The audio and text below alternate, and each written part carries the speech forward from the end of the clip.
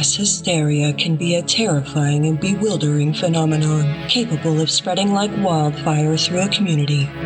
When fear and uncertainty take hold, rationality often gives way to irrational beliefs and behaviors.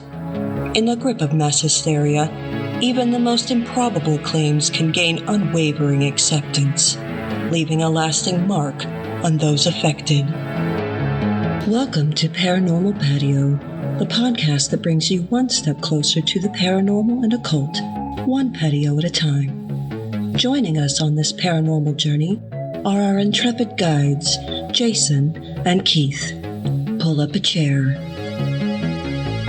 In this episode, we're delving deep into the haunting stories of two women who found themselves entangled in a web of accusations, witchcraft, and the supernatural. Our first enigmatic figure, Elizabeth Betsy Reed, was a woman whose life was forever altered by the sinister whispers of her neighbors. Accused of being a witch and accused of the unthinkable, poisoning her own husband, her story is a chilling reminder of the hysteria that once gripped communities, turning neighbor against neighbor. Then, prepare to step back in time to the 17th century and into the heart of another dark tale. We'll unravel the eerie story of the Witch of Ridley Creek, Margaret Matson. Accused of bewitching farm animals and uttering strange incantations while cooking meat in a great cauldron, her presence cast a long shadow of fear over the community. Join us as we venture into the fog-shrouded past, where accusations of witchcraft could mean life or death, and where the line between fact and folklore blurs. These tales are just a glimpse into our haunting history. So, gather round, listeners, and brace yourselves for a journey into the darkest corners of the human psyche. For in the realm of the paranormal, the whispers and the shadows may reveal more than we can ever imagine. Welcome back to Paranormal Patio. As always, I'm Jason. And I'm Keith. This is Keith. If you're not up to speed yet, Season 5, we're doing something different. We're changing it up. And if you're watching this on YouTube, thank you so much. We're trying to grow the YouTube content. If you're just listening to this on Spotify or wherever you get your podcast from, except for Apple, it's a personal decision, then great. You can also check out the video version if you want, which I think is cool. We'll do them both. This episode, Keith, this is episode 2, season 5. This is Hysteria, Accusations, and Executions. And Executions, And buddy. this one hits home right yes, here. absolutely. This is right here. This is one that a lot of people have asked me to cover, being as it's a really, really local story. It's been covered. There's a couple of documentaries that people have made on it. It was the town story for years. The horror story. Went out to the place. I've been going out there since I was a teenager. The party place. Go out in the woods, scare girls and stuff. You know how it is. So, yeah, again, the idea of this season is to have one story that's kind of local to us in our area within driving distance, and another story that I have never heard of, which is the idea or the goal, or something I didn't know a whole lot about, digging into that, and it can be from anywhere in the world. And as obviously the last episode, we talked about Rasputin. So yeah. This will be kind of in the same vein of the Rasputin thing. A little bit more witchcraft. Yeah, definitely. But more accusations of witchcraft. Accusations. That was big at that point in time. Yeah. So Keith's going to be talking about Betsy Reed. Yep. The hanging of Elizabeth Betsy Reed. Yes, the last woman hung in the state of Illinois. Wasn't she the only one? Or maybe even the only one, yes. But they sold tickets to this. No, it was wild. It was a big ordeal. It's messed up. Anyway, yeah. So let's kick things off, man. I want to hear the story that I already know. In 1845, Betsy Reed was accused of giving her husband Leonard a cup of arsenic-laced sassafras tea. He died the next day. The charge was based only on one point, coming from a relative. Someone seen it or someone didn't like her. Yep. Tried to blame his death on that. Yep. Betsy was not well liked in the tiny village of Heathville, Illinois. Many of the women found her to be cold-hearted, uncaring, and eccentric. However, the men appeared to be fascinated by her, observing none of the traits the local woman did. Good-looking girl, the other ladies hated it. Yep. That's pretty cut and dry, I think. Yeah. Jealousy. Yep, jealousy. And in the court of public opinion, Leonard didn't fare much better. Poor Leonard. Some viewed him as a calculated businessman, others as a failure who was unwilling to fit into society. Either way, neither garnered public sympathy or support. Reed was arrested, taken to Palestine, Illinois, and charged with murdering her husband. She was placed in the Palestine jail where she started a fire that burned down the building. Officials said that she had nothing in her possession that could have been used to start a fire. Yeah. But there had to have been oil lamps or stuff inside the jail in 1845, I would imagine. You would think. But the jail was just a pit. Yeah, it was just a pit. Yeah. With essentially railroad tie walls. Yeah, it was. Right. Yeah, it was like a wooden jail. Yeah. Yeah, and it was in the ground. You had to go dig down a ladder or whatever to get in. Yeah, like a pit had her down in there. Yeah. She was running down Main Street allegedly with her clothes on fire by a man sitting outside of the local hotel. People in the area believe that some people must have the power to create fire out of thin air. With no physical means of doing so, those people must be witches. Must be witches. This is in situation of her being a witch. She had been made in the town. 1,300 residents believe the story. Maybe a little typo there. Well, hey, who wrote this stuff? Yeah. Can we get a new copy for Keith? I got confused there for a second. Like, this guy knows how to read. I wasn't sure if it was you or me. Yeah, it was one of us. I wrote this. I think it should have been insinuated, but who knows what I put in there. Reed was moved to the Lawrence County Jail in Lawrenceville, Illinois, about 25 miles away. The change of venue did nothing to assist in Reed's defense. The story was so horrifying for the time that it was being covered by newspapers from around the state, around the country, and as far away as New York City. Ah. So another one of them, go into the city, the rural stories get out to the city, and everybody's scared of the witches again. Yeah, but just to make it clear, she's going to trial not for being a witch. No, for murder. For murder. For murdering her husband. Just to clarify. Elizabeth Reed was defended by two well-known attorneys, Augustus French and Usher Linder. The only witness to alleged murder was a relative, 16-year-old Evelyn Deal. Evelyn said that she saw Betsy pour a white powder into Leonard's tea and serve it to him. No other evidence was given. Reed's trial lasted for 3 days, and she was never allowed to comment in her own defense. Illinois Supreme Court Justice William Wilson pronounced her guilty of murder and sentenced to be hanged. Could have been sugar?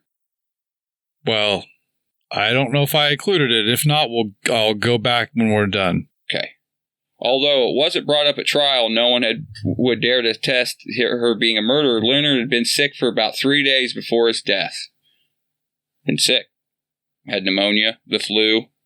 Let's read on and find out. He'd been taking antimony, and it both looked similar to arsenic powder, and an overdose of antimony presents similar symptoms to arsenic poisoning.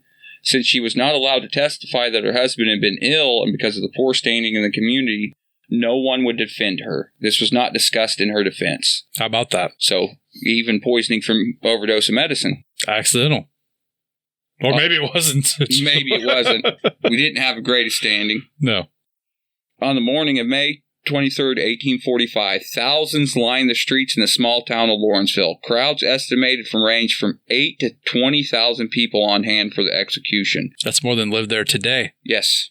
Yep. Crowd estimates it was rumored that Betsy Reed found God in the 11th hour and had been baptized in the Embral River the night before. Thank God. Thank you, Jesus. And that's right down there by where the school was built, too. Yeah. Reports said that she went to the gallows riding on the top of her coffin, singing hymns and chanting religious verses in a white dress. The minister who presided, Reverend John Seed, preached a long sermon to the crowd while Betsy continued to sing and chant. 90 minutes later, Elizabeth Betsy Reed became the first woman in the U.S. ever publicly executed and the only executed by hanging in the state of Illinois. So, if it's really true that she wrote out on her coffin singing hymns and all this stuff, like, a part of me wonders, and will always wonder, if, let's just say that did happen, right?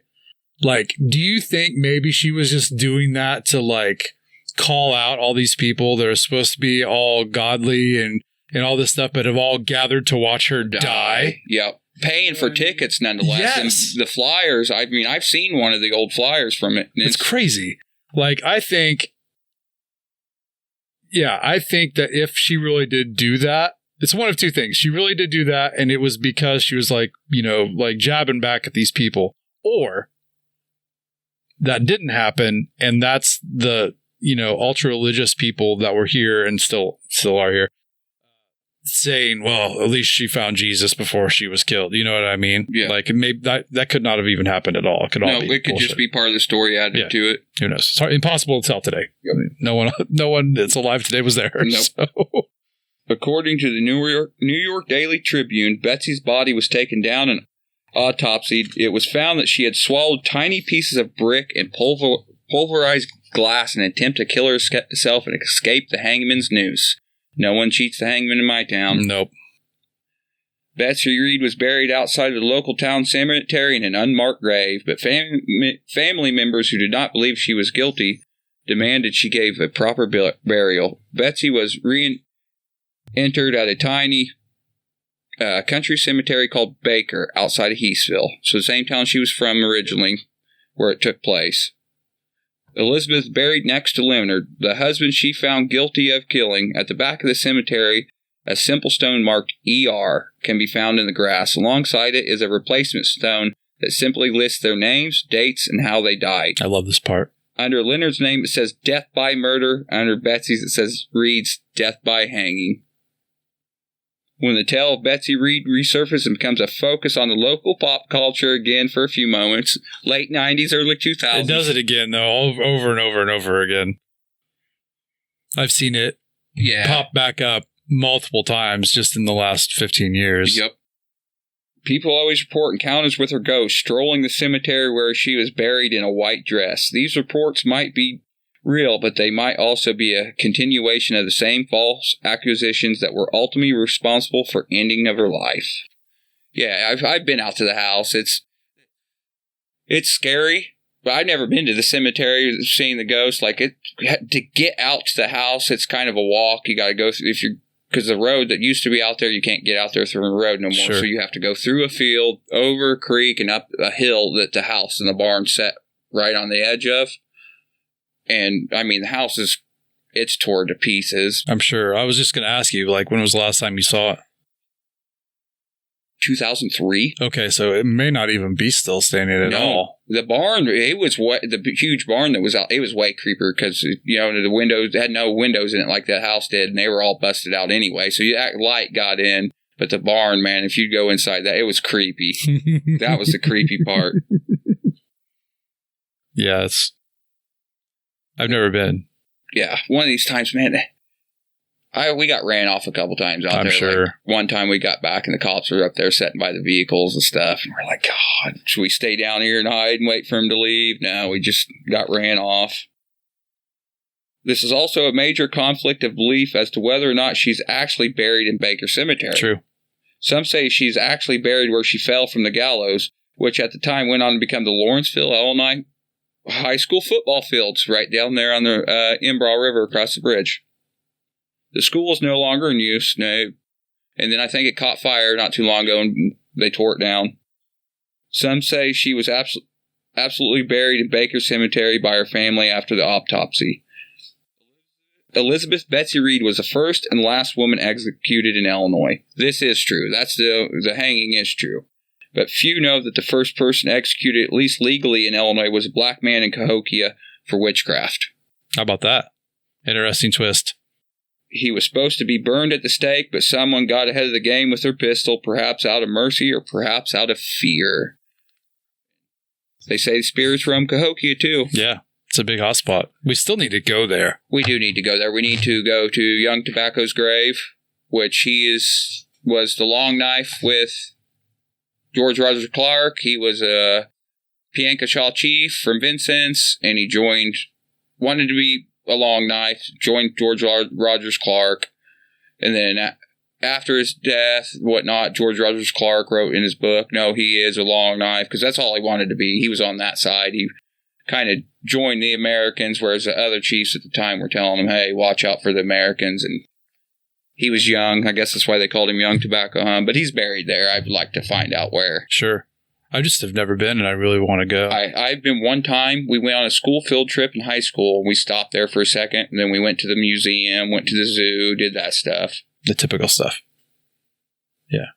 But I mean, really, high school kids in general probably aren't going to be real interested in Cahokia. But climbing up Cahokia. Yeah. Massive mountains, though, man. Like, I've seen lots of pictures and videos and stuff. I just haven't been. I've been past them, 300 times. You know what I mean?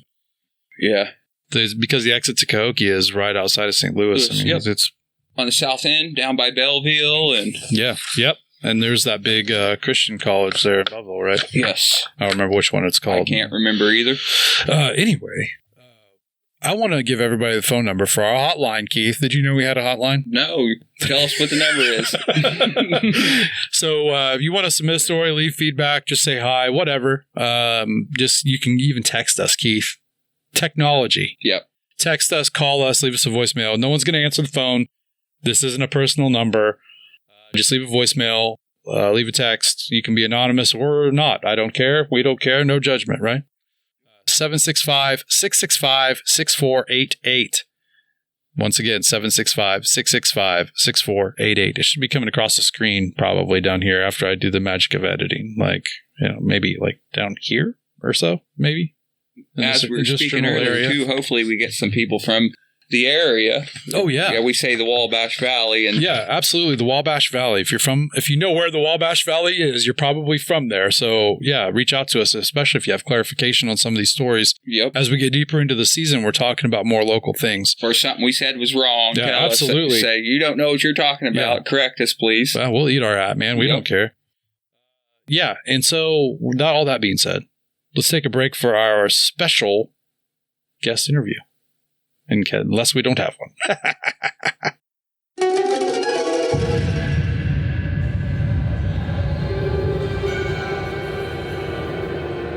All right. Special guest interview time, everybody. Drum roll. Okay. I am now interviewing the wonderful Wild Creek Witch, Logan Canifax herself. Welcome to Paranormal Patio. How are you? Good. How are you? I'm really good.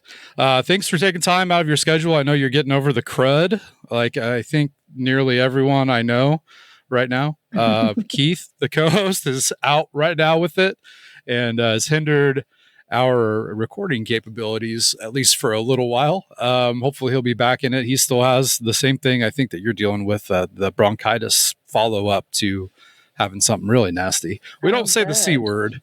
Yes. We don't like to say the C word. No. C word is bad. Bad word now. It's a bad word. We're just going to pretend it doesn't exist. I think that's the way to go. But anyway, I wanted to have you on the show to talk about some witchcraft stuff because this episode, you're smack dab in the middle of two witch tales. Okay.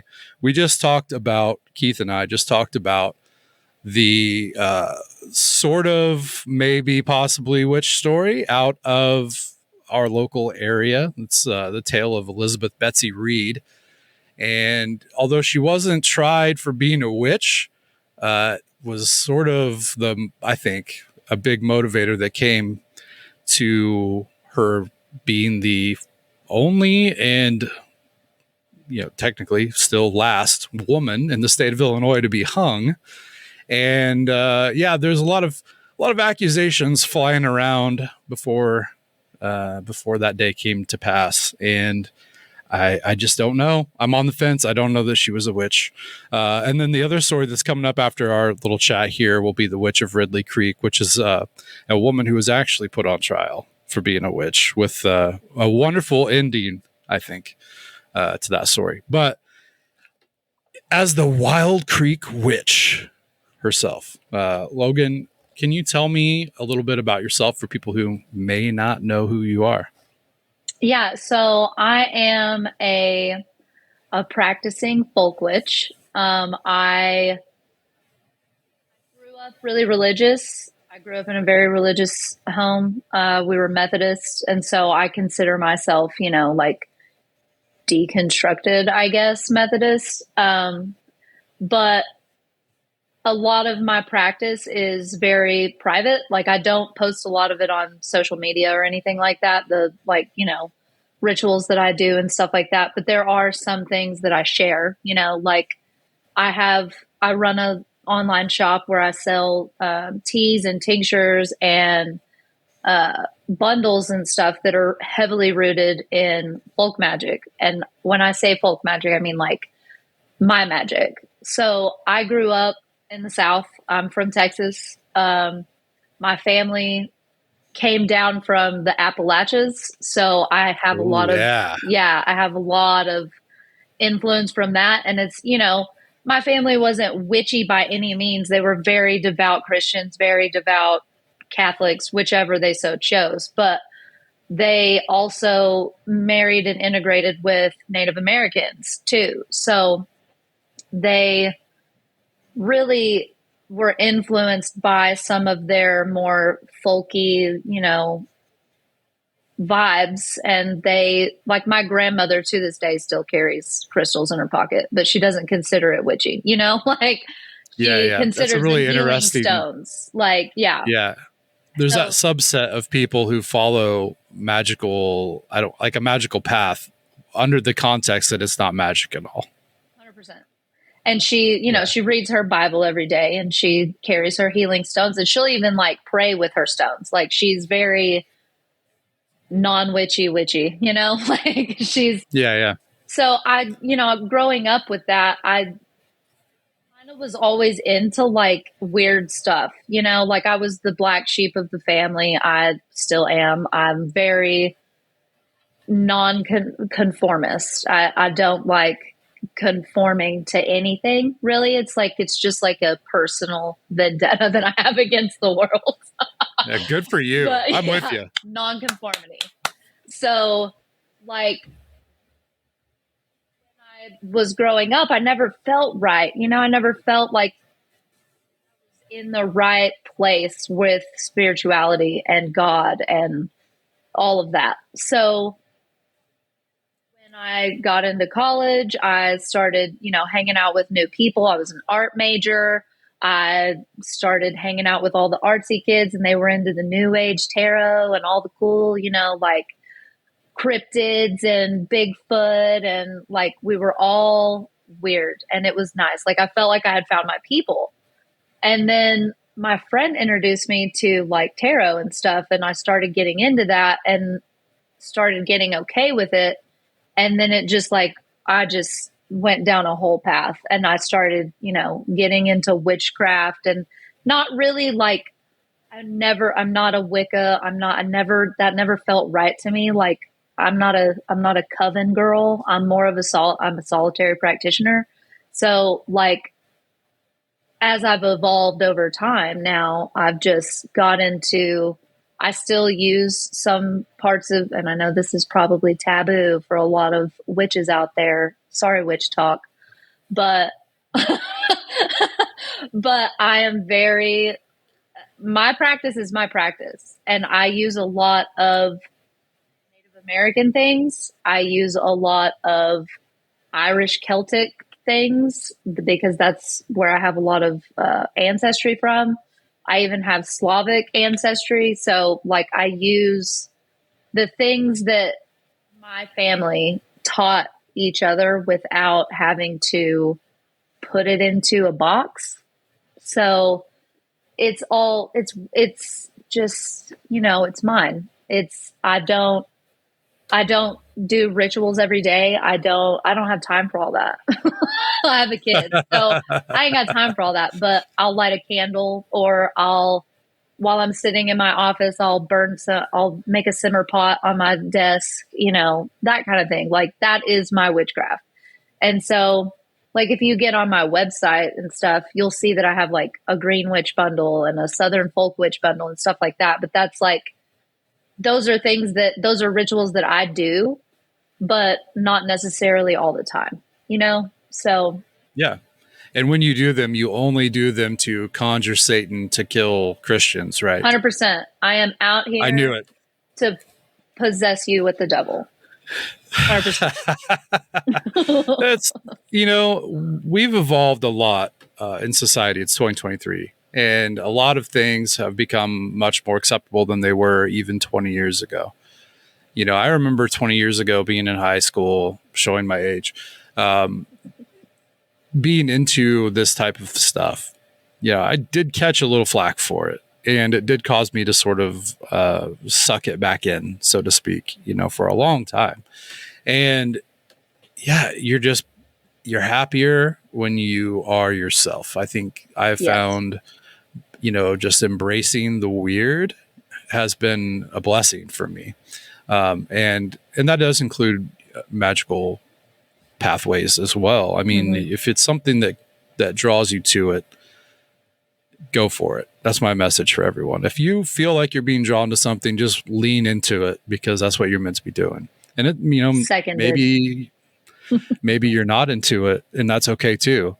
But let other people find their thing, whether it's something like this, or they collect Hot Wheels cars, or maybe they're really weird like me and they collect only bootleg Godzilla action figures from the 80s.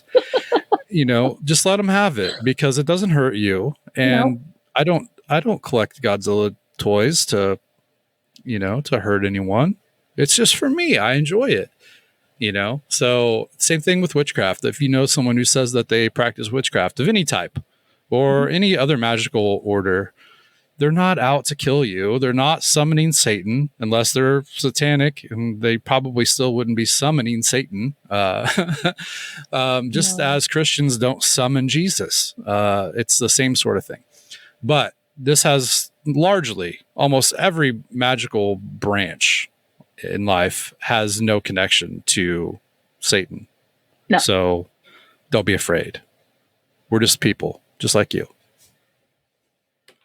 Okay. So you mentioned that your family came from Appalachia. Have you, any time in your life, went back to Appalachia to visit the stomping grounds? So no. And it is on my list. So we're taking a trip. We're planning to take a trip next year. And I told my partner, that is where I want to go. I want to go see Appalachia. I want to go to Kentucky. I want all of it, like all the things.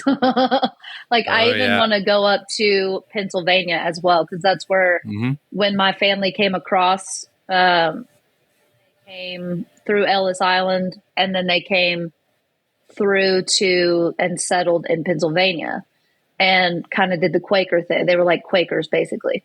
So I'd like to go up there as well and visit the Pennsylvania area, and then kind of like come down, because it is like calling my heart. Like yes, it is like calling my heart.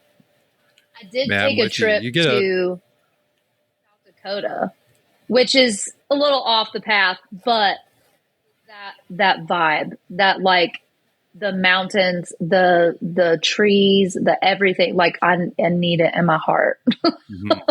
Yeah. A lot of people feel that pull to go to the beach. I'm like, you can have the beach. Just send me to Kentucky. Yes. You know, you get one little taste of it and it's in you forever. See, I can't wait. I just cannot wait. So you're going to be, you know, you're planning on going to Appalachia, the whole region. You know, you're going to be coming from the West. I recommend stopping by Somerset in Kentucky on your way. That's in the fringes. You have to go there. And when you do, hopefully Kyle Cadell's museum will still be operating, and you can go visit the museum in Somerset downtown. Highly recommended. And say hi to the fine folks in Somerset while you're there. And it's a good time. Yes. Maybe you'll even run into the mysterious Nathan Isaac wandering the streets. Fangirling right now, Nathan. Nathan is so great. Kyle's great. Man, there's so many great people in Somerset. Nathan and Darian and Kyle from Penny Royal, obviously some really great friends and great people. Josh Van Hook is down there finding weird caves and making models out of junk. His YouTube channel is terrific. You've got Dan Dutton there. I had the privilege of camping in Dan Dutton's back 40 under a full moon one night because there was we had a gathering there, and there was an announcement like, if you want to camp out there, bring your tent, $5, you can camp out there and we'll have food and everything. It's like, all right, I'm going to do that. That sounds awesome. And it was under the impression there would be multiple people camping, and no one else camped. There were like 3 or 4 people that stayed in Dan's guest house. And then I was out there in a tent all by myself. It was terrific though. It was terrific. And really, I don't think I went to sleep until like 3 a.m. So I was That's good. Awesome. But I'd love to do that again too. I think maybe the next time I'm down in Somerset, I might pitch tent in Dan Dutton's field just for kicks, just for the nostalgia. Dan's place, I mean, he doesn't necessarily like welcome strangers to his property, I don't think, but it's a magical place to be. And if you ever are presented with the opportunity, I highly recommend taking it just to go visit Dan. And man, we had a great time. At the end of the night, when it started getting dark, we built a big fire. Dan was playing music on his guitar. We're just hanging out. And then he took us out into the woods in the middle of the night while playing his guitar and singing Psycho Killer by the Talking Heads. That's awesome. Like the Pied Piper of Somerset. Took us out into the woods, no flashlights, no anything, to show us this art installation that he had done where a giant tree had been uprooted. And he made what he calls the Earth Mother sculpture in the root system of this tree that's laid down. And we got lost out there and came back, and it was just a terrific time. So definitely keep an eye on Dan Dutton's Facebook for any events that he might be having, and maybe you'll get lucky. I definitely will. It's terrific. Okay, let's talk about witchcraft though again.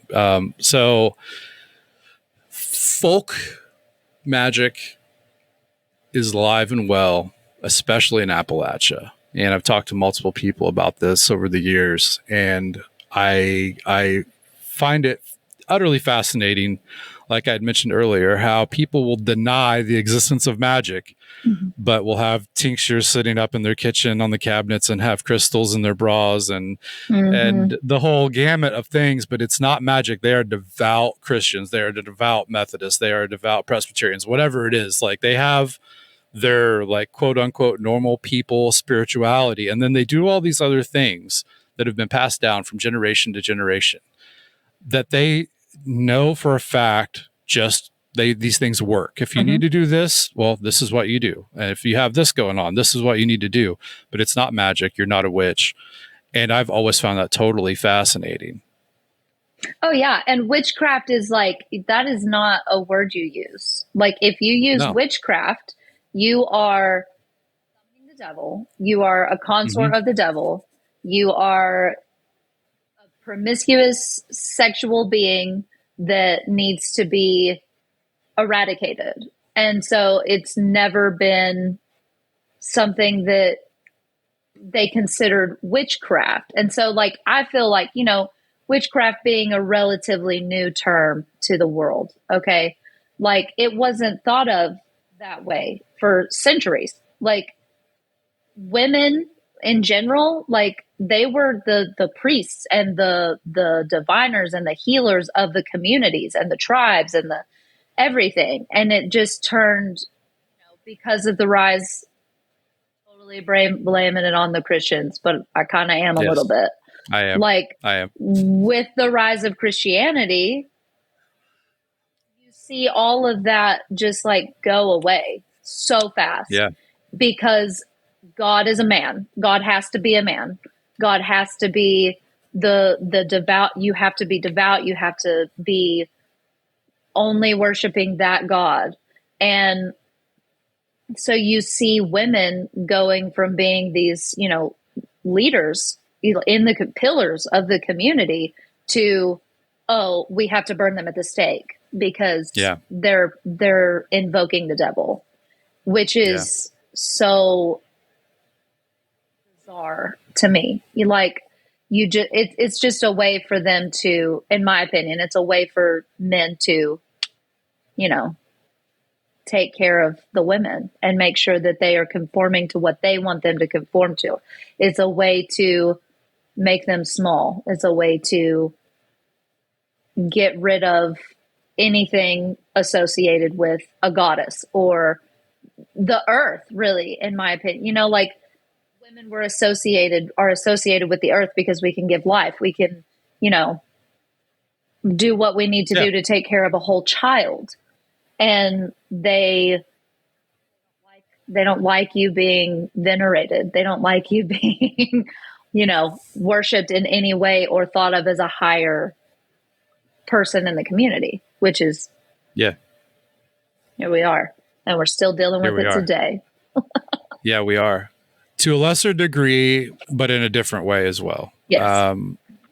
You know, I totally support women in everything that they want to do.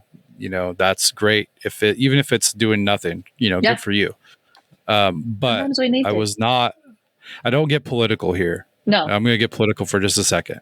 A second to say, although I disagreed with practically everything that Hillary Clinton did leading up to the presidential election where she was running for president of the United States, and I would not have voted for her and didn't vote for her, I will go down probably in flames being beaten, knowing the community that I live in, by saying that not electing Hillary Clinton in that election was the greatest mistake this country has ever made.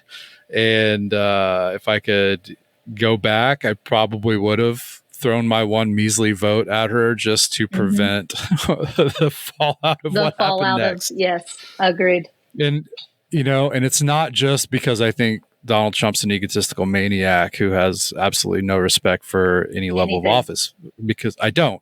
But I also think the real problem came in the appointing of Supreme Court justices under his presidency that will set us back 100 years. And that's where the biggest mistake came.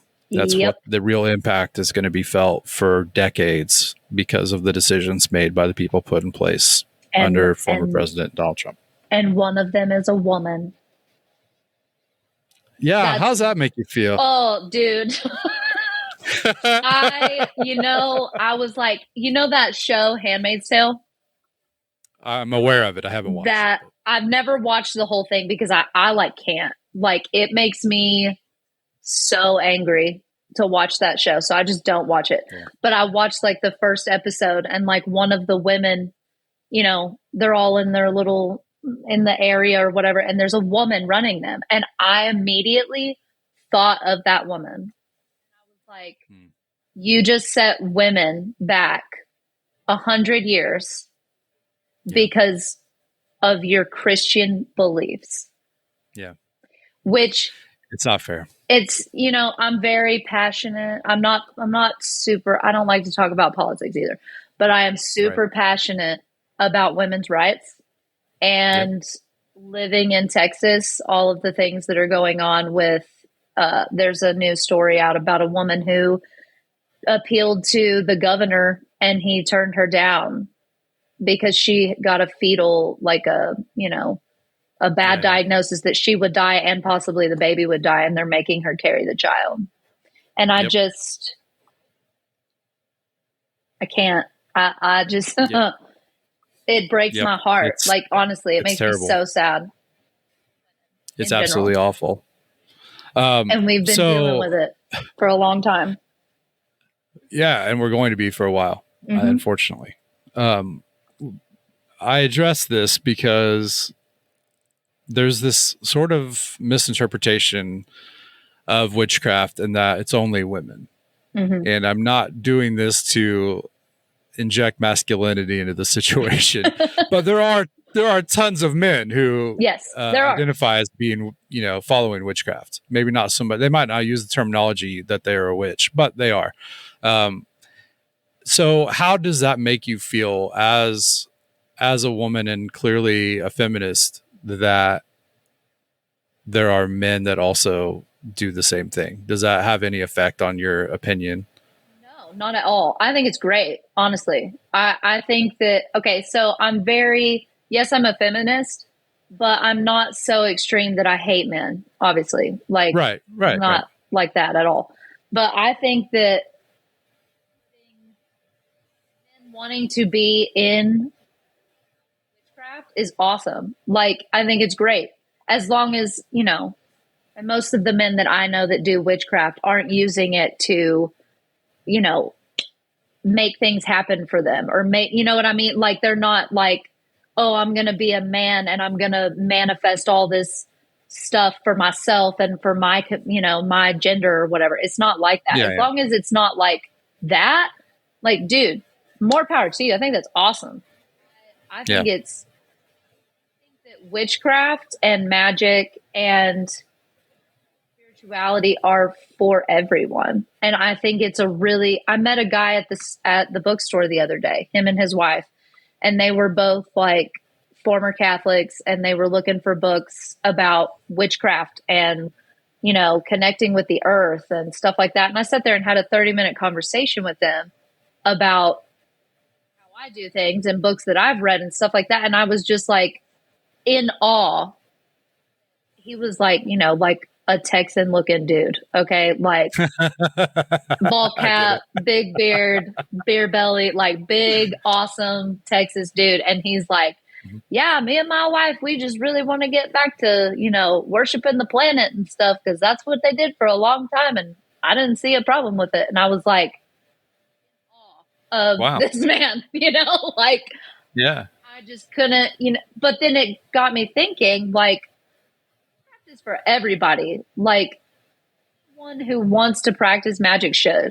Like, you should never, it's never a woman thing. It's never a man thing. It's a community. You build a community with like minds, and that's what's important to me. Like, my partner is not super into witchcraft or anything like that, but like, he will participate in some things if I wanted to, or he's okay with me like teaching my child things once he's old enough, and he's only 2. So, but teaching him like little things and stuff like that. And it's great. He is so accepting of it, because like, I've been judged for it for a lot. People think I'm crazy, or people think that I put too much effort into esoteric stuff and occult stuff. And I'm like, that's my thing. And I love it. It's who I am. It's what I do. It's a way of life for me. And I want to share that with people. Like, I have plenty of guys that follow me on Instagram that are into witchcraft and stuff like that. And it's great. I love to see it. It's awesome. I think that the more we can spread that around, the better, in my opinion.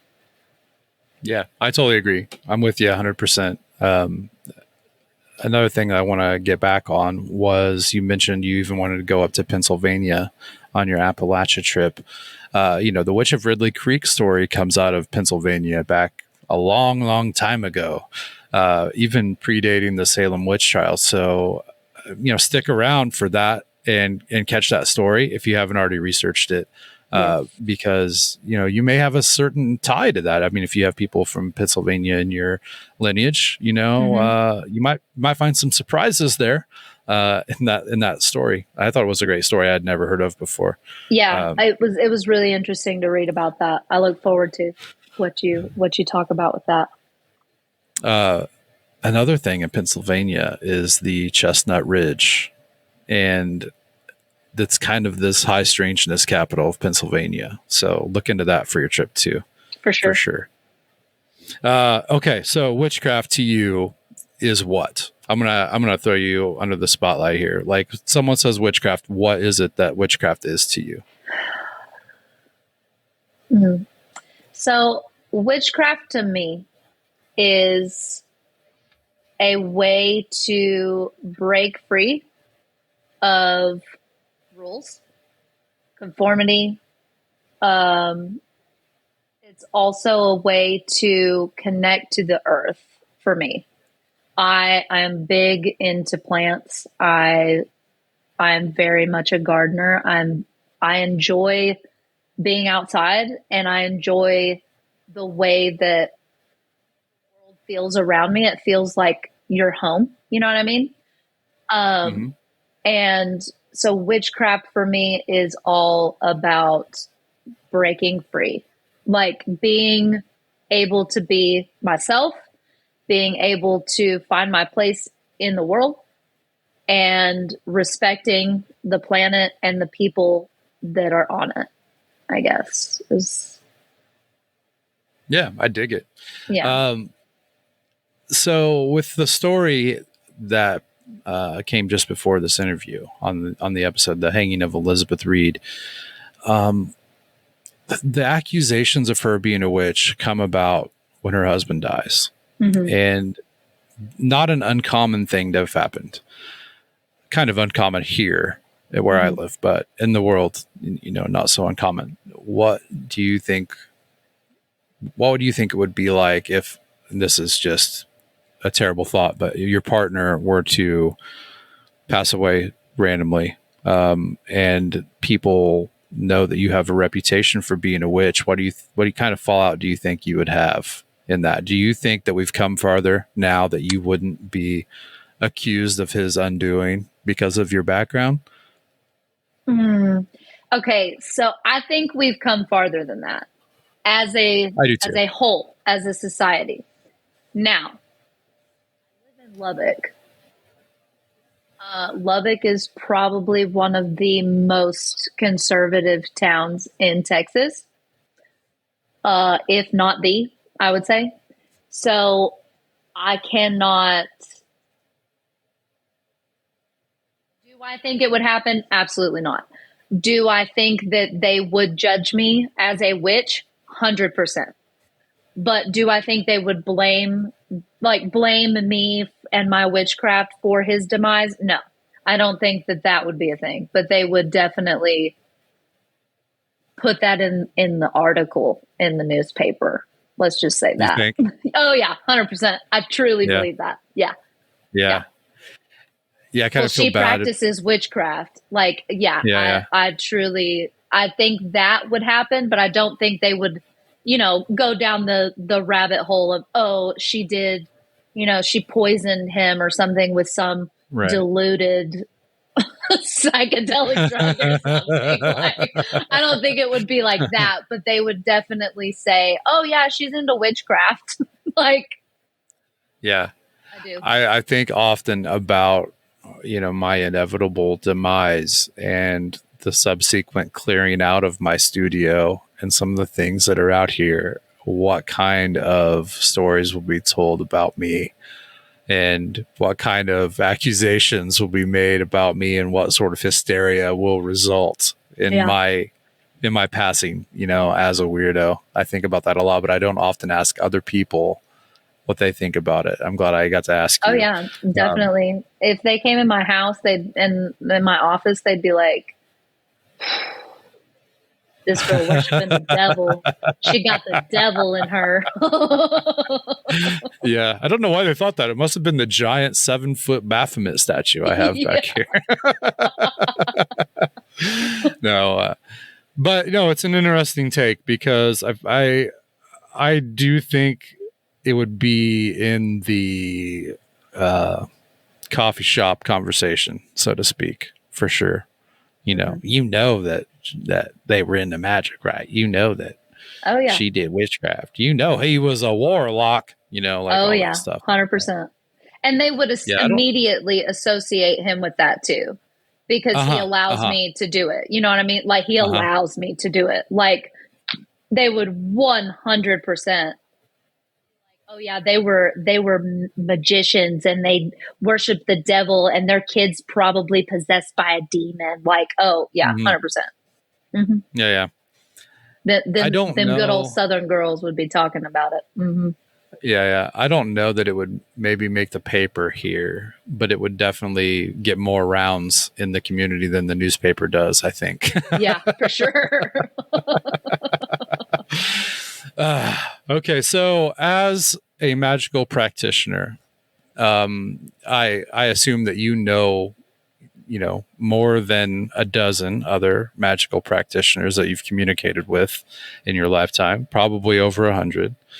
How many of them have you known that they have ever done something I don't want to say evil, but something unfavorable with their magical practice? So there's plenty. I mean, so hexing, to me, I only do it in very, very extreme circumstances, and they do too. They don't take hexing, like there's whole Instagrams that are just dedicated to hexes, that's all they do. And I just feel like that's so, I'm not trying to be all love and light here, but like so negative. Like why do you want to hex people all the time? You know what I mean? Like I get it. There's a time, there's a place for it, for sure. To do that, like to dedicate just your practice to that, like seems so, and a lot of the people that I know same way, they're very like, yeah, I'll hex someone if it's like, or return to sender or whatever, if it's like extreme, like if it's somebody who's like magically attacking you, or slandering you on social media, whatever. Like if it's something like that, okay. But I mean, I haven't done a hex in years. I haven't had to. I mean, I try to keep myself to myself, and I don't have to do that in a long time, but it has happened, and it does happen, and it's okay. Like, it's not anything bad. It's not something that I think I look down on people for in any way. But it just, if that's like all you do, I just feel like that's really like negative, like, and there's a place for that. If that's what you want to do, go for it. All right. Like I am negative Nancy myself, but I just don't, I don't wish ill on people. I don't know. I just don't, I don't know a lot of people that are like purposely like, I'm wishing ill on you. And if you are, that's like, what did they do to you? Like they better done something wrong, like called your child a snot picker, or, like that kind of stuff is just silly.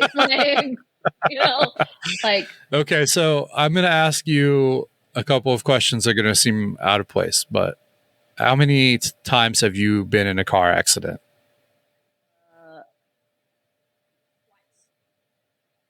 Okay. How many times have you been in a car? Oh God, 1 million. I don't know. Okay. So would you equate that ratio of accidents to traveling to about the same of negative uses of witchcraft to the normal amount, like the normal regular witchcraft that goes on? Yeah. So if you are living your life terrified of witches, just know you are as likely to get into a car accident as you are to encounter a magical practitioner that practices in a way that is possibly detrimental to you. Yeah, it's true. Same ratio. It's true. So relax. Nobody's out to harm people. you. Just be good to people and they won't have a reason to do anything. Exactly. And I feel like, now with witch talk and TikTok and all this crap, like people just take it so seriously. Like, oh my God, I saw a TikTok the other day. Oh my God, somebody left a jar in my car. And I was like, did you maybe just forget that was there? Like, it seems silly to me that somebody broke into your car. Locked, and I watched you hit the button and put that in your car. Yeah. I just don't. Yeah. It's so silly to me. Like, no, we do not want to hurt you unless you come at me first. I was raised with the mentality, you never start a fight, you always finish it. Mm-hmm. That is my true belief with witchcraft. I am not going to start anything with you as long as you don't start it with me. You start it with me, we're going to have problems. But other than that, we cool. Like, definitely. I don't care about you and your life, period. Like, I just don't. I have too much to do. Okay. Too busy summoning Satan over here to worry about you parking I'm too close to busy me in summoning the Satan grocery to be store. worrying about you. Yeah. Yeah, for sure. Do you know very many Satanists at all? No, actually, I don't know one. Like, I know, okay, so I know some people that like they don't worship Satan in this, and I'm using quotes here because that's like what Christians say. I'm saying they like, is he a deity that they work with? Absolutely. Is he a deity or I personally don't really do the whole deity thing. I think that they are a spirit 100%, and I will petition certain spirits, okay, when necessary. And the idea of Satan, okay, the trickster, the God who is kind of, more darker and things like that. If I'm using a hex on someone and it's like serious, and I mean like serious, okay, like you had to have done something really wrong for me to petition Satan, okay? Like I will petition that energy, okay? Not necessarily the devil. I want the devil coming. I don't need no devil in my house. So I will petition and say, hey, can you put some of your energy in this hex for me?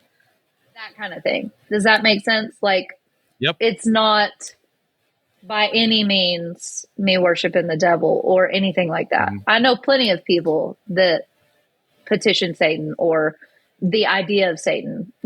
I'm more into the pan aspect of it, I guess. I really associate that same energy with the Satan figure of Christianity.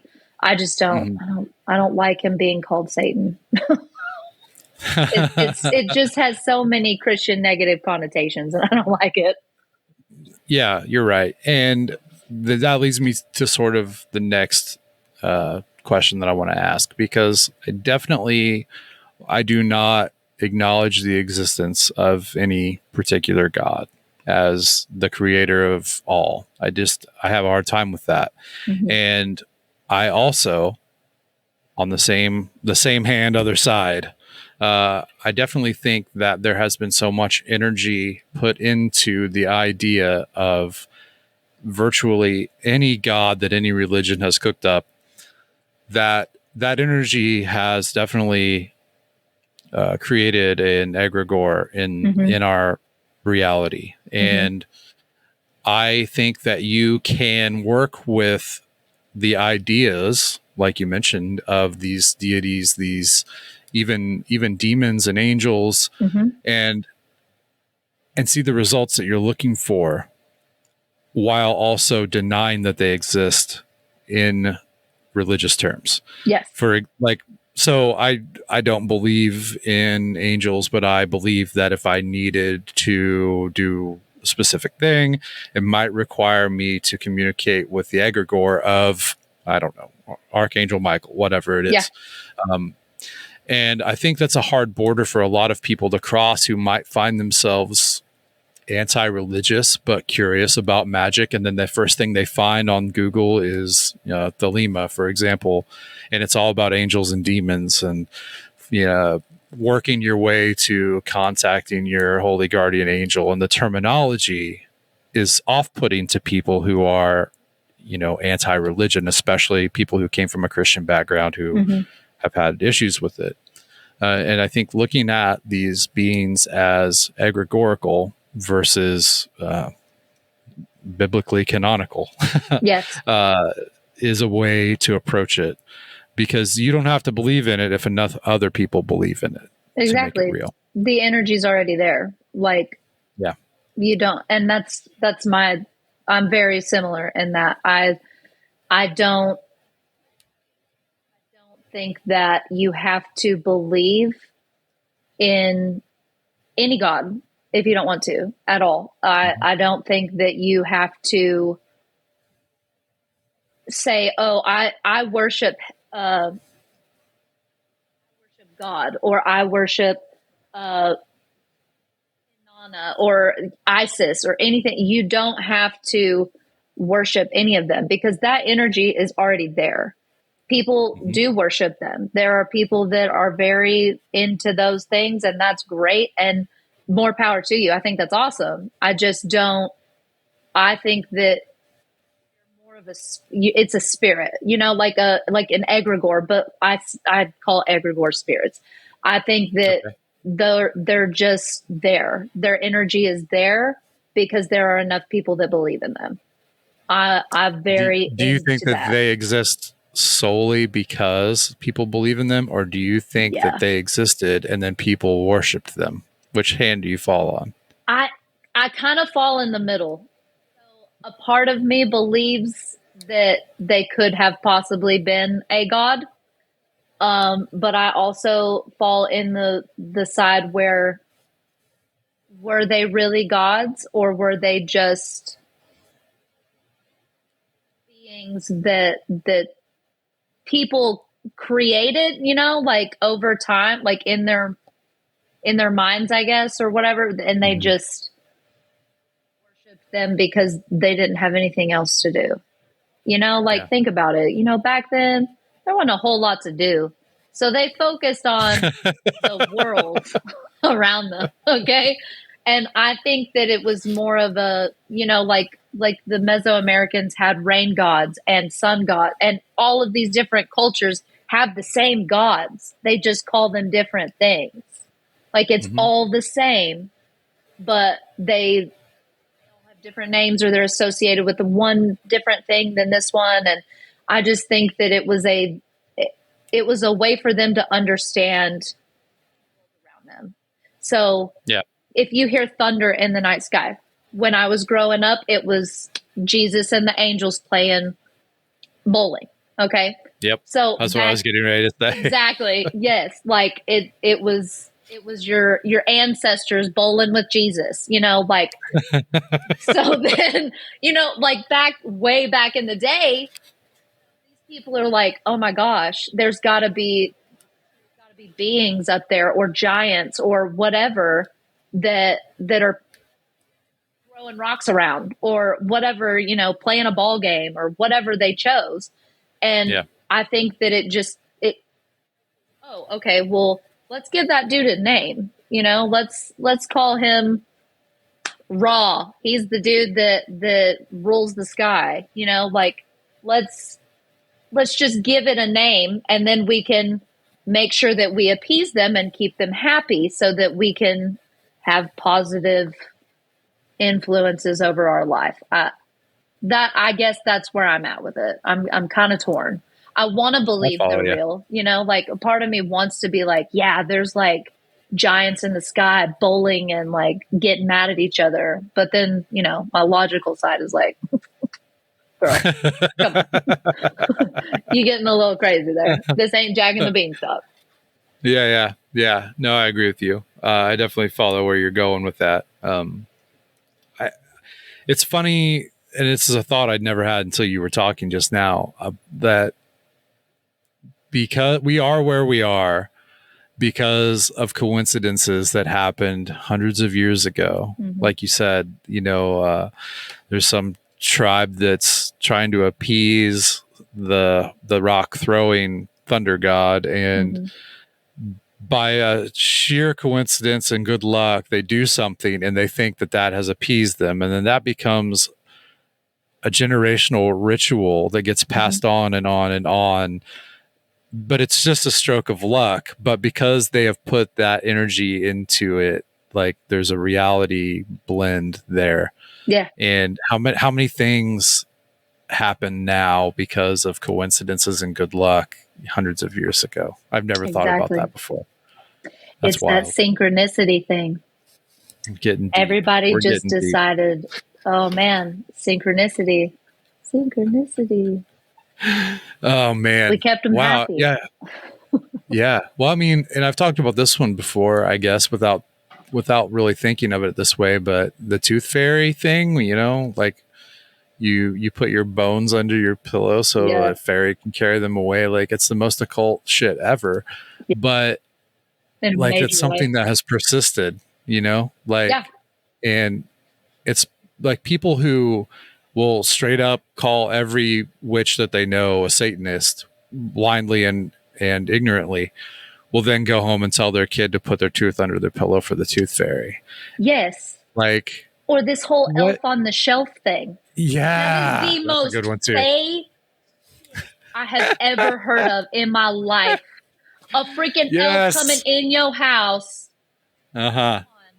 And there are people that are getting into it. My brother is the most like Republican, straightforward Christian on the planet, right? He's a cop. He's like, masculine man. He does Elf on the Shelf with his little girl. And I swear he has more fun with that every year than he does anything else. It is like he becomes a little kid again. And it is such a witchy thing to do. It drives me insane. I love it. I think it's hilarious. But that's just like, that's the fae. Playing with the fae. Come on. Have you seen the newer version, which is Snoop on the Stoop, which is Snoop Dogg the elf? Oh my God, that's terrific. I love it. That is Snoop terrific. on the Stoop is the best I absolutely thing I've love ever heard it. of. I'm going to flash a picture of Snoop on the Stoop for you right up here for a second. And I hope you enjoyed that.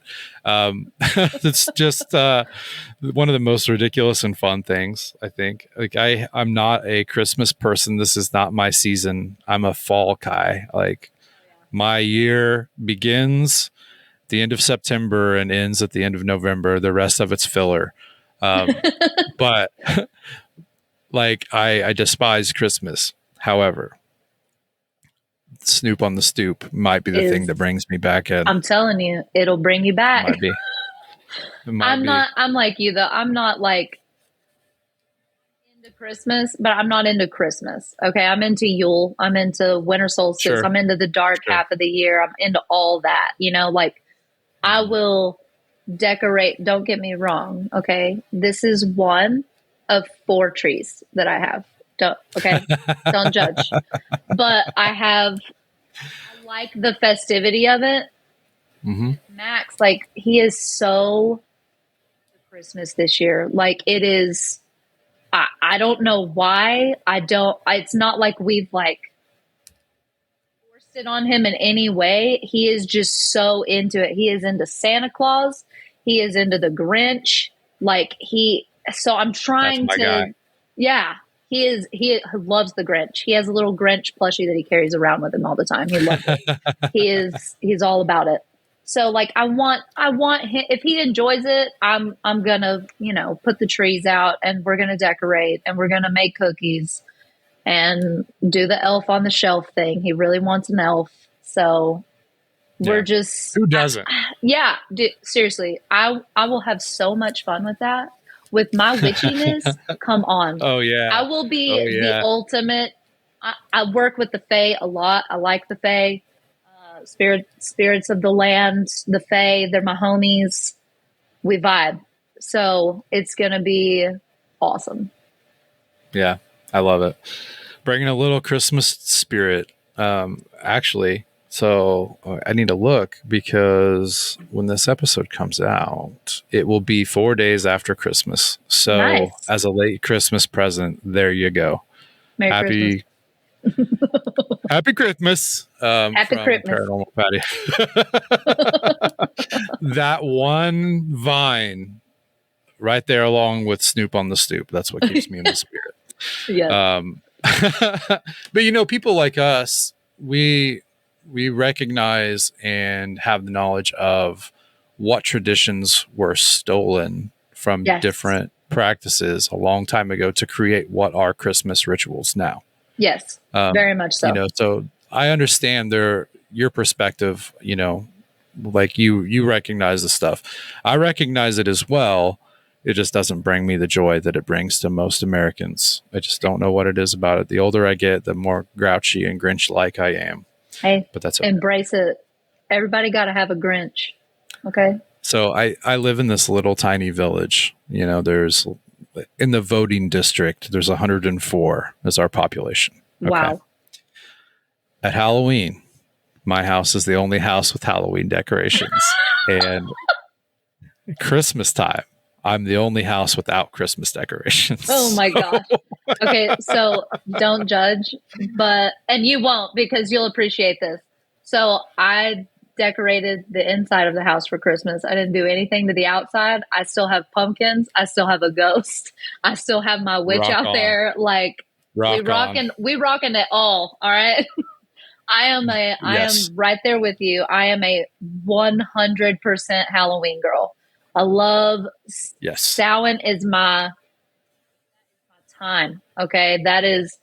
I love entering fall. Fall is like once, and see, the problem is here, like fall doesn't usually hit until freaking late October, sometimes November. Like we're still hot sometimes until Halloween. This year we actually were pretty cold on Halloween, but most of the time it's still hot. So it's hard for me to embrace that when everyone else starts embracing it. I'm like, I'm wearing sandals and shorts. Okay. It is not fall. When the leaves start falling off the trees, it will be fall. Yes. And then it will be cold. I almost feel it doesn't last long. I almost feel like we need to reevaluate the seasons because of the way the climate has changed. Like we need to kind of adjust a little bit and push fall and winter a little further out. And I think, yes, I totally agree. And then a part of me is like, I don't want to, because like it all makes sense how it all falls, especially with the witchy calendar. I mean, I practice the Sabbats. We do Yule, we do Samhain, we do all of it. We got to move them. We got to move them. If we move them, like it's just going to throw everything off, and I'm going to have to like reevaluate. That's a lot. I know. But no one likes change. Okay. I mean, it doesn't feel like fall when fall is official. It doesn't feel like winter when winter is official. It doesn't feel like spring, and then it's summer for like 11 months. Seriously, like especially in Texas. Oh my god, it's like. Okay, I will admit, I've lived in the only place I haven't lived in Texas is on the east side. I've lived in Central Texas. I've lived in North Texas. I grew up in North Texas. Now I live in West Texas. And I will say West Texas actually has seasons. Like we actually, I mean, yes, it can, we'll still have our occasional like hot 90-degree day in October, but we actually have a relatively okay seasonal like schedule. North Texas, no, it's like there were times Lubbock is the desert, right? Like I associate Lubbock with the desert, and there were times that my mom was hotter in North Texas than we were here this summer, and I was like, that doesn't seem right. Like that's weird. That does not seem logical. Yeah. I've been to Texas one time. It was in March. I went to Dallas in like March of, oh gosh. 09. 09 or so. And I remember it was like 20 degrees here in Illinois when like I got to Dallas and it was 55, 60. Mm-hmm.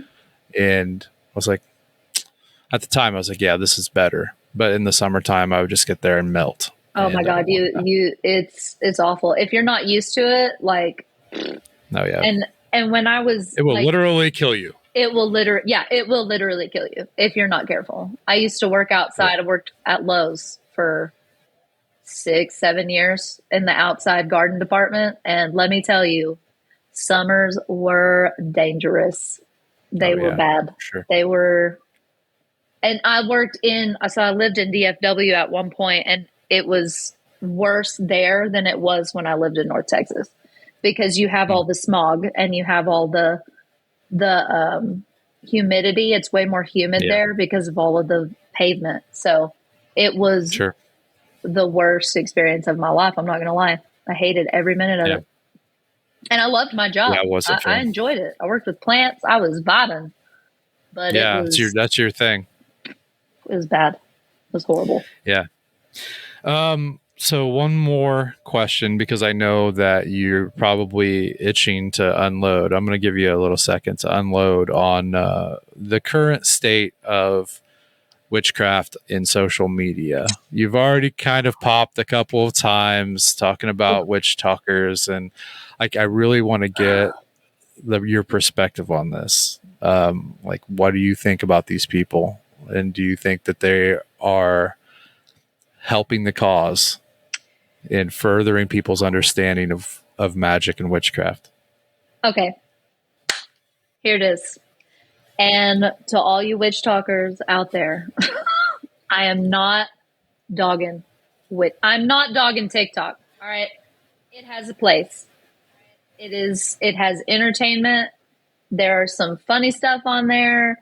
There's some wild stuff on there. It's fine. That's social media now. Like, okay. But my issue is witch talk has become a cesspool of negativity, misinformation, and I have issues with that. There are some really great TikTokers out there, okay, y'all? Like, there are some really great people to follow. I could give you a list of people to follow that align with witchcraft how it's supposed to be, in my opinion. Okay, this is just my opinion.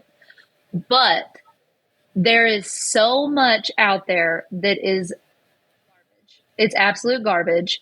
It also makes you think that you have to practice a certain way. It makes you conform to a certain set of rules or a certain spiritual path or whatever, and you can get lost in that. And those people eat that up. They love it. It gives them more views. It gives them more money if they're on that round of it. It is not good for your soul. So just be aware that that is there. And there are people out there that have a lot less followers that are real people that you can actually connect with and that you can actually understand witchcraft instead of like that they will help you because they want to. They're the wise women, in my opinion, of the social media platform. I think that good, I guess, that is it though, that we're getting all of our witchcraft out there. I mean, maybe it is, but I don't know. I think that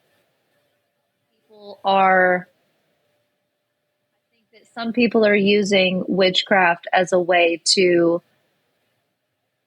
voice opinions that shouldn't be associated with witchcraft too. So yeah, I'm cool with it. I'm here for it, but just make sure that you are like doing your due diligence. Don't just believe something that somebody posts on TikTok. Or if you're an aesthetic person, great. That's awesome. More power to you. Personally, I'm not. As you can tell, it's just a jumbled mess back here, and that's okay because that's how I like it. I don't. I mean, there are occasions where I will set up, stuff for my website or anything like that. But like, I'm not here to create an aesthetic because I think aesthetics waste time. I think that it dilutes your message. It dilutes everything that you're trying to get across to somebody. So just feel like that. I feel like people think that that's how it has to be as a witch, and it's not, like, by any means. Don't get me wrong. Shout out Dana Newkirk. Her freaking aesthetic is beautiful, and I would love to have it, but I just don't. I just don't have time. Like, I love it, and I'm here for it, but I just don't have it. Yeah. I wish I did. At the same time, I don't. Like, it's more real to me when it's just bones on the shelf and candles. Like, yeah, it feels more genuine from the outside looking in, Right. So it just feels I respect it. disingenuous to try to create something that is not me. And I just want that to be known. You do not have to adhere or conform to anything. Your practice is your practice, and you need to make it yours. Don't think that it has to be like your number one witch on Instagram or TikTok, because it's unrealistic. You're just going to disappoint yourself, and you're going to get lost in it. I did. I'm not going to lie. I got lost in it for a little while. It's easy. Like, especially when you're first starting it, that's when I kind of got lost in it. And it was like, oh, this feels so wrong. Like, it just doesn't feel right. And if it doesn't feel right, don't do it. Like, just don't do it. You're going to know what feels right to you, and you're going to know what your practice looks like to you. And that's what's important. So be aware. That's a great message. Watch out for TikTok. Totally agree. Or don't watch TikTok. That's what the both that I'm in. Don't do it. Yeah. Don't do it. Don't do it. It's not worth your time. Okay. So this was worth everyone's time. Thank you so much for joining us here in the Paranormal Patio for this special interview. The Wild Creek Witch, Logan Canifax, everybody, round of applause. Thank you. I'm so happy you're clapping at home. Take as much time as you need, promote your website and anything else that you'd like to promote for everyone to come and check out. And I will definitely include a link in the show notes. So cool. So you can follow me on Instagram. You can follow me on TikTok if you want. I very rarely post on there. My website is thewildcreekwitch.com. And if you're interested in teas, I make some really great teas. And I do some tinctures too, mostly like fire cider. I'll have elderberry syrup in the new year. That's about it. Instagram and my website. And that's pretty much where I'm at all the time. So, I mean, that's an unfortunate necessity to stay relevant in today's society. Okay. You have to be on social media. Oh, it's true. All right. It is true. Thank you so much for coming on. I really had a great time, and hang on the line here and we'll chat a little bit before I cut you loose. But I'm going to end the recording of our wonderful interview. Make sure you go check out the Wild Creek Witch, everybody, and you'll have a great time and you'll learn some stuff. All right. Thank you. All right, we're back. Welcome back to Paranormal Patio. You know, the whole shindig. Even though this is the same episode, you haven't left, but we did. But that's okay. Took a break real quick. So, we're back with Hysteria, Accusations, Executions. I think we made a pretty clear point. I think Elizabeth Betsy Reed was probably not only innocent of being a witch, but also probably innocent of killing her husband. And when you're accused of crimes like that, your mental state is not going to be... Oh, yeah. It's not going to be a normal human being. You're going to ride out on your coffin and singing songs. No, I mean, I hope she did it just to piss in their Wheaties. Because that's cool. That'd be awesome. I would love to do that. You know, like, not to glorify or like make a hero of a terrible person, but I've always loved John Wayne Gacy's last words before they executed him. Kiss my ass. Like, that's the way I'd want to go. You know what I mean? The like, killer clown. Dude. And that's, you know, not local. No. But the movie. Yeah. The movie's great. I laughed. The first time I ever saw it, I think it was one of those movies I watched late at night. They played it on Stars.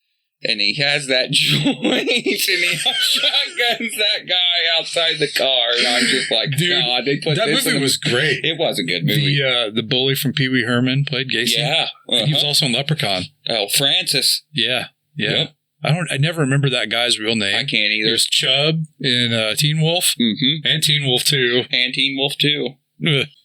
Jason Bateman couldn't even save that turd. Yeah, oh man. Teen Wolf 2 was terrible. What was it, Teen Wolf 1 or 2 that had the part at the end with the guy standing up and his dong? That was 1. Was it? Yeah, dude. Yeah, it was because the big basketball game, right? And they win. Michael J. Fox decides to go in Alex P. Keaton mode instead of, Teen Wolf mode. And they win, and there's a big celebration, and the crowd like rushes out of the bleachers and onto the floor, and that dude's got his fly unzipped. And once he gets done, he buttons up his pants. Yeah, dude, that's wild. And it's on the VHS. If you have it's the old on streaming still that way. They still have that. They didn't cut it out because it's right in the credits. Not even a blur. The credits are literally on the screen right there. I remember first time I ever noticed that. Yeah, me too. And my buddies were sitting around. We were like 17 or 18 watching it on Stars. I had to be about the same age. Yep. And one of my buddies like, hold up. That's right when you could start rewinding stuff. Yeah. He's like, no way, I never. And we stopped it. We're like, started laughing. We're like, he's got his dong hanging out. It's awesome. Props to that guy. Hey, if you're that guy, give us a call at our hotline, 765-665-6488. We'd like to hear the true story. We would love to know what really happened in the set of Teen Wolf 1. I know that you're a closeted Paranormal Patio fan, but your public exhibitionism did not go unnoticed, and we thank you. So we're going to carry on here. This is a story from Pennsylvania, Keith, and I'd never heard of this before. I came across it, and I thought it was really interesting, especially to partner it up with Elizabeth Betsy Reed, just because there's this inherent human nature of people that believe that people that might be doing better than them are probably evil. Evil, like the whole witchcraft thing back then when society was changing into the new world. Yeah, sure. But this is 1684. So it's even farther This is back. way back. I don't think I've heard this one besides us talking about it beforehand. I hadn't either. Totally new to me. All right, I will try my best to not butcher everybody's names in this one like I did with the Rasputin story, but this is something that's really interesting. Okay, really interesting might be a stretch, but it's definitely interesting. This is the Witch of Ridley Creek. In 1684, Margaret Matson and her husband arrived in this new world before Pennsylvania namesake William Penn, before the land was ever granted to him by England's King Charles II. They were Swedish and, along with their neighbors, made up the first group of immigrants to settle along the lower Delaware River. Not long after, though, they would be forced out by English settlers, as was the situation more often than not. Yep. Margaret was a traditional Finnish healer, and for 30 years had caused absolutely no problems in society. Right? Margaret and her husband were very successful farmers, though. Having arrived early, they were able to claim much of the good river bottom land for themselves. Later settlers from the Netherlands and England found that they had to look a little bit harder, go a little bit farther inland, just to find suitable farmland. And what year is this? 1684. Ooh. Old-timey. That's way back. Yeah. That's New France. Yeah, before New France. Yeah. There was not just a little bit of jealousy regarding these Swedish farmers. There was a ton. As mentioned earlier, not long after they arrived, they get all set up on Ridley Creek, which is a tributary to the Delaware River. They have the best. Like, they're set. Like, the rest of their lives are going to be terrific. On the Delaware. Yep, on the Delaware River. And so, as often happens in the case of jealousy, false rumors would be started and, believed by other people as they spread.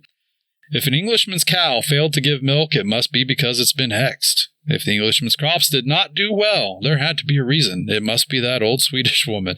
She must be a witch, and she's just casting spells on everybody. Crops are dying. Wells are drying up. Well, that's how the rumor spread anyway. Eventually, one of the English farmers went so far as to file a complaint with the authorities charging that Margaret Matson was indeed a witch. A date was set for trial. A jury of 21 Englishmen was selected. The proprietor himself, William Penn, would preside over the trial as judge. Of course, in those days, the defendant was not provided with legal counsel, and poor Margaret Matson couldn't even speak English anyway. Pretty sure old William Penn was a prominent judge at that time. Absolutely, he was. Okay. Yeah, absolutely. Now, the colony hadn't yet established an actual court system. Matson was first brought before the council on February 7th, 1683, to have her trial set. On February 27th, 1683, a grand jury, a petit jury, witnesses, the Attorney General, and even then Governor William Penn himself filled the courtroom in Philadelphia. So they had to move it a little bit, right? They're out in the sticks. Matson, who required an interpreter, pleaded not guilty. Witnesses accused Matson of a laundry list of transgressions. One man, Henry Drystreet, who was also a member of the jury, which seems really fair, said that he had heard through the grapevine 20 years prior that Matson was a witch. Another man... Through the grapevine, huh? Yeah, through the grapevine. Another man, Charles Ashcombe, said Matson's own daughter had told him she was a witch. Finally, a woman named Annika Coolin told the jury Matson had boiled a calf's heart after removing it through witchcraft. Yeah, removed it through witchcraft. Wrap your brain around that one. Charles Ashcombe attested, said that Anthony's wife, this is a direct quote and the English is old, said that Anthony's wife, being asked why she sold her cattle, was because her mother had bewitched them, having taken the witchcraft of Hendrick's cattle and put on her oxen. She might keep but no other cattle, and also that one night the daughter of the prisoner called him up hastily, and when he came, she said there was a great light, but just before, an old woman with a knife in her hand at the bed's feet, and therefore she cried out and desired Jeannot Simcock to take away his calves, or else she would send them to hell. Man, people were weird. I wonder who the witchcraft is. He's going to send them in hell through witchcraft? That's interesting, right? Well, the term witch at the time wasn't, it was like the witches of the Bible, like the anti-religion, not so much a witchcraft as a pagan tradition or, the Appalachian tradition, the old country folk tradition. Like, this was, if you're a witch, you worked for the devil. That's okay. That's how it was laid. You're a devil worshiper. Get accused of being a witch now is totally different. Yeah. Anyway. The prosecution tried to ask Margaret many questions. Finally, the gist of the matter came down to 2 questions asked of Margaret by none other than William Penn himself. Art thou a witch? Doth you fly through the air on a broomstick? Margaret, of course, not understanding the questions at all, seemed to answer in the affirmative. The prosecuting attorney and the English farmers who coveted Matson's lands were delighted. It seemed Margaret had confessed to the crimes. But William Penn had sensed that the whole thing was a sham, that the charges were trumped up just to deprive these old established settlers of their property. As the chief judge, he deliberated. Then he announced to the court that there was nothing in the law of the province that made it a crime to fly about on a broomstick. Not guilty, Penn decreed. Let the woman go. That last part's actually an urban legend, likely seeing Penn himself as a focus of the rumor mill for being more than a bit socially progressive. He wasn't a bad guy. Yeah, but the whole flying on the broomstick. Yeah. Her punishment was light, though. The Matsons were instructed to pay a fine of 50 pounds apiece, and Margaret had to practice good behavior for 6 months. This was a popular Quaker practice at the time, with the money serving as a sort of bail. So, as long as the accused behaved themselves and they kept peace, no further charges were made against them, the money would be returned in 6 months. That was kind of how it was, right? It is most interesting to note that in 1684 there was no law against witchcraft in Pennsylvania, and that William Penn had abolished the death penalty in his colony for all but willful murder. Laws against witchcraft were not imposed until 1718, when they were forced upon the colony by England's Privy Council. So it's interesting to speculate what actions would or could have been taken against Margaret had the jury pronounced her guilty of actually practicing witchcraft. Why did the trial ever commence in the first place if no law was broken? In spite of this, the verdict returned may well have averted a sudden rush of similar jealousy-based charges against other equally innocent women, as happened in Salem, Massachusetts, where one conviction led to another, led to another, led to another. They float, they're a witch, right? Or was it they sank? One to two. If they float, they're a witch. If they sink, they die anyway. Yep. We'll never know. But yeah, if it would have turned into that before the Salem stuff, I mean, that would have been like, what would we have been looking at now? It's weird enough to look back at the Salem witch trials and think, how insane people were, but to look at Pennsylvania in the 1600s would be even crazier. Yeah, because it's the 1600s. That's the big thing. Yeah. What? The 13 colonies then? History French explorers going through Illinois country at the time, down the Mississippi. Yeah, absolutely. Made the churches at Chicago and St. Louis first. Yeah. So, unlike the colony of Pennsylvania, which was established as a safe place for Quakers, the scene in colonial Massachusetts was much different. The villagers in Salem were in constant conflict with the Puritan minister. So it would have been a totally different thing. Margaret and her husband lived out the rest of their lives relatively quietly, but the legend of the Witch of Ridley Creek lives on. There is a postscript to this account of Pennsylvania witchcraft. On June 24th, 1736, over half a century after Matson stood to be proved a witch, the prosecution for the crime of witchcraft was outlawed in England, However, the crime of pretending to exercise or use any kind of witchcraft, sorcery, enchantment, or to undertake to tell fortunes, or pretend from his skill or knowledge any occult crafty science remained. This law still stands in the Commonwealth. The Pennsylvania Crimes Code, Section 7104, still renders it a misdemeanor of the third degree if someone pretends for gain or lucre to tell fortunes or predict future events by cards, tokens, the inspection of the head or hands, or by consulting with the movements of the heavenly bodies, or pretends to effect any purpose by spells, charms, necromancy, or incantation, or advises the taking of administering what are commonly called love powders or potions, or pretends to enable anyone to get or to recover stolen property, or to give good luck or to put bad luck on a person or animal. No tarot cards, no palm readings, no scrying stones, dude. I no think crystal balls, and no Viagra. You can do it for your own personal enjoyment, I suppose, according to the law. But man, there is still this negative connotation on witchcraft today. Oh yeah, especially here. I see a lot because I know a few of my friends that they're the Wiccan and they do all that stuff. Sure. I know a lot of people. Yeah. I've met a lot of great people that are practicing magicians. Yeah. You know, people I consider friends.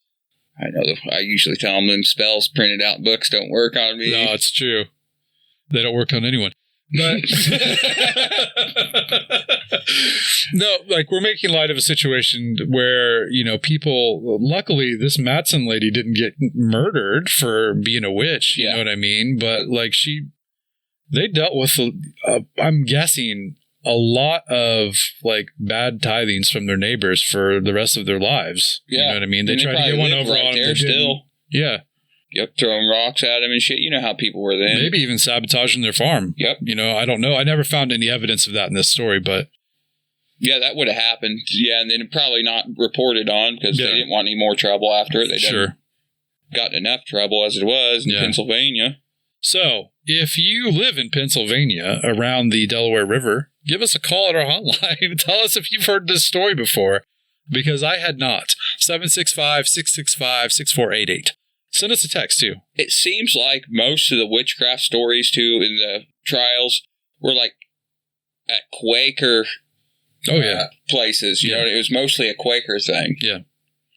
Like, I always thought that I come from Quakers, too. I was told that. No, I come from Nantucket and Acadians from there after War 1812 to the French people of Vincennes. And I was like, well, that's good, I guess. At least you're not a Quaker. I know. I have a beard, not the mustache. You know what I mean?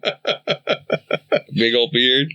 Yeah. Man, I keep thinking about it, though, like how weird it would be if we had the Pennsylvania witch trials instead of the Salem witch trials, like the Delaware River witch trials. I'm thinking about teaching about that in history classes. That's how George got across. He called upon the spirits. I know. That's it. Crazy man. That's it. Wooden teeth. You know, I don't remember where. I just came across that wooden teeth thing. It's not. Yeah, it's not true. No. Slave teeth and animal bone and like coyote teeth or something. Yeah. Slave teeth, but still. That's weird, man. It's even worse. People were terrible. Yeah. Hopefully people were already dead before they got the teeth. I doubt it. No. I doubt it. That's got a good root on that one. How could you tell that by looking at a good tooth that it has a good root? Or did you mean the slave had a good root? No, I mean the tooth. Not that. But dude, they did have breeding camps too. Oh, I know. It was awful. And we talked like when we were talking about Big Jim. Like that's the Crenshaw I was reading too. It made me think that's the breeding camp stories too. Like, so we'll double back and consider this a part 2 to Big Jim, but not really, just the area. The Crenshaw house, that Crenshaw dude was a reverse underground railroad stop. They're coming up, the slaves are coming up freed through southern Illinois. In Indiana. He's welcoming them in, right? Yep. And saying, you can stay here for the night. Then, from the first ever underground parking garage in his house, loads them into a carriage in the middle of the night where no one will know, and drives them back and sells them back into slavery. Yep.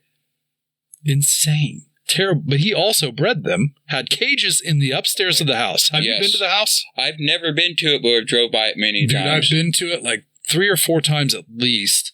And I always wondered why, like, okay, it's like, it's a good thing to keep in history, so you'll always be doomed to repeat the mistakes. Why is that place still standing? Well, it's barely standing now. Yeah, it's barely standing now, yes. But, like, it was like a tourist spot. Like, come and see how terrible people were treated. Like, I don't get that. But I'm glad that I at least got to see it. You know what I mean? Before it's gone, yes. Yeah, because as a kid, I didn't appreciate it. But as an adult now, I appreciate seeing it more. And it just further fuels the fire for your hatred of terrible people. Yes. You know? Yep. And it has to see how much we've really progressed as American society. We're trying not. I know, we're trying. But we are trying. There's some of us that don't want us to get ahead, don't want us to be together. Yeah. It's terrible. You know, as long as we're all distracted and fight with one another, the people in charge can do whatever. We won't get the hint of what's really going on. Yeah, exactly. Exactly. Every time. Anyway. This has been Accusations and Hysteria, or Hysteria and Accusations and Executions. Luckily, only one execution. So it wasn't just like a cash grab title, but it fit. And don't accuse people of being witches, because it's not something that anybody needs to be accused of, for one thing. And for another, if it's something that's looked down upon, don't just do it out of jealousy, like Elizabeth Reed. Don't do it out of jealousy, like Margaret Matson. For innocent people, most likely innocent people. Most likely, yes. Matson, of course. Yeah, she of course. The accusations are insane, and she removed a calf's heart with witchcraft. I don't understand that. She just waved her wand, and like the heart came out of the cow and just fell over dead. Or she drawled it out with her powers and then cooked it. Who wasn't boiling calf hearts? They were all eating that stuff. Right. Come on. Anyway. Who eats the turkey heart on Thanksgiving? Not this guy. I have a couple times just to do it, just so people be like, oh, you won't do it? I can't do internal organs, man. I can't get over that mental. I like livers as long as they're fried, like crispy. Just chicken? Yes. No beef liver. Beef liver? No beef liver for me, but chicken liver, and it's got to be fried crispy. I can't get over it. If I didn't know and I ate it, I might be okay. But if knowingly, I can't do it. The first time when I was a kid that I ever had it, I thought it was octopus legs. I was like, octopus? My brother tells a story about it. Is this octopus? I hope I remember that for the next episode. Livers. I really hope I remember that, because I'm going to pull that out at an opportune time. Thanks again for tuning in with us on Paranormal Patio. We've got lots more in store for the season. Lots of great stories, both local to us and maybe possibly local to you. Hit us up. Follow us on socials. Watch us on YouTube or listen to us on Spotify. And hit the hotline. The number was on the screen earlier, and it was audible in the podcast that you're listening to while you're driving to work. Wait till you get to work to call. Don't call while you're driving. Don't text while you're driving, people. But we're looking forward to the rest of the season. We've got some great stuff. I'm really looking forward to it. We're going to touch on a lot of things like most people don't know around here. They know the Betsy Reed. Everybody knows that. It's the local story. Everybody knows that. But there's a few in that we're getting on that they don't know. Sure. Like the stuff from Vincent's, all that. A lot of that stuff was lost. Whenever New France was taken over, all that records was shipped to New Orleans. So all the records, and then it flooded. So they lost all the records from Vincent's, most of them. I say my great-great-grandma, they just found her death certificate. And I seen it on the internet the other day, and it was, you know how the curators do stuff like that, and I was checking on it. They found it, and it was in a Catholic church in French, her death certificate in Carbondale. And somebody found it in some records, and they put a picture of it online. It's all in French. Wild. Yeah. Huh. Buried in I'm pretty sure she's buried in the French cemetery. And I know her family is, that the cemetery is named after her family and over there. Was she a witch? No, they're French people. Come from what would have been LaSalle's expedition, were the first ones that stayed. Are there no witches in France? I'm not sure. But then the whole werewolf dogman theory comes from France originally. What was it? The French Alps were the first stories of it. Yep. And that's my theory where Dogman came from. They brought him over, like on a ship or something, accidentally, kind of like Bram Stoker's Dracula. Where he Just like gets a on the stowaway? ship and stows away. A stowaway. I don't know. We'll talk about that. We will talk about that in a future episode. It's on the docket. So, in the meantime, if you find anything weird, hear anything weird, share it with us, please. Yeah, hit us up on the hotline. Wabash Valley exclusively? No. Anywhere. No, anywhere. We want to hear your stories. Anywhere. Absolutely. And you can be totally anonymous. And if you want to be one of those guys or gals that wants to send a ridiculous made-up story in, Yeah. if I think it's ridiculous and made up, I'm going to read it anyway. Yeah. And we will... We'll laugh our heads off on We'll it. enjoy it the same. Yep. So just send us something, but preferably the truth or what you believe to be, because we don't need to be making hysteria, accusations, and executions. Nope. Perfect ending. If you enjoyed this episode, please subscribe and follow us on Facebook, Instagram, and YouTube. You can also visit www.paranormalpatio.com for links to this and other episodes, as well as become a Patreon member.